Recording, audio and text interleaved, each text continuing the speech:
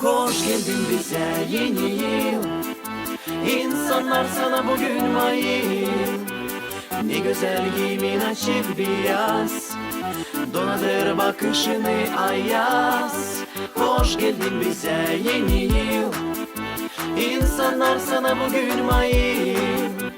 Ne güzel giymin açık beyaz, donadır bakışını ayaz. Elinde fincan olsun senin sağlayacağım. Ben dua ederim Allah'a. Hem kısmet yeni sevgili eşin bulsun seni. Çok şenlik olsun hem de şaka. Hoş geldin bize yeni yıl. İnsanlar sana bugün mayıl. Ne güzel giymin açık beyaz, donadır bakışını ayaz. Hoş geldin bize yeni yıl.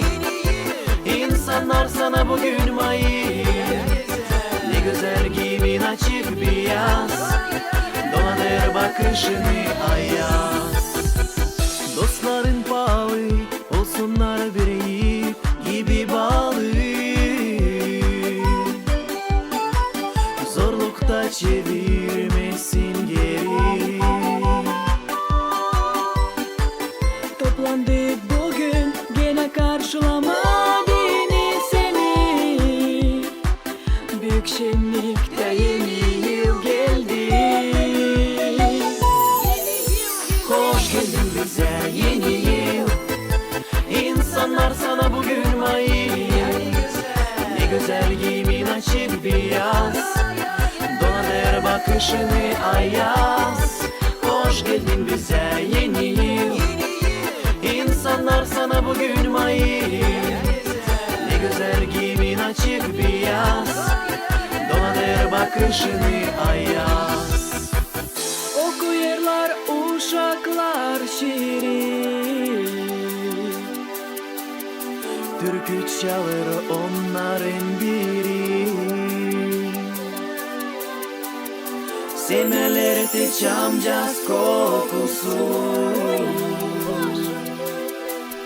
başır başlar ayaz dadusu. Hoş geldin bize, hoş geldin bize yeni yıl. İnsanlar sana bugün mayıl. Ne güzel giymin açık beyaz, donadır bakışını ayaz. Hoş geldin bize yeni yıl. İnsanlar sana bugün mayıl.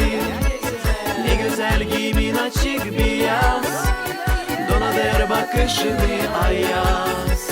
Hoş geldin bize yeni